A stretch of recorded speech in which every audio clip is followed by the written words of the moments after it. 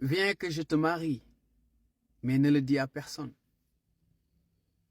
C'est une pratique aujourd'hui très courante. Viens que je te marie, mais tais-toi et n'en parle à personne. Si je devais conseiller ma propre sœur, je lui dirais de ne jamais rentrer dans un deal pareil. Et quand vous êtes un homme, eh bien imaginez si votre sœur venait vous voir pour vous dire qu'il y a un tel qui veut la marier, mais que ce mariage soit tu, que personne ne soit informé.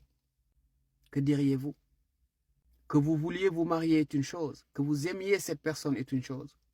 Mais rentrer dans un deal pareil, c'est accepter d'une manière ou d'une autre d'être la personne que l'on sacrifie au moindre problème. Accepter un deal pareil d'une manière ou d'une autre, c'est accepter de ne pas être reconnu dans cette société. Si vous vous êtes marié sous silence, comment va-t-on reconnaître vos enfants? Si vous vous êtes marié sous silence, quel est l'intérêt de dire cette personne est mon mari? C'est une pratique très courante. Maintenant, chacun est libre d'accepter ce qu'il veut ou ce qu'elle veut.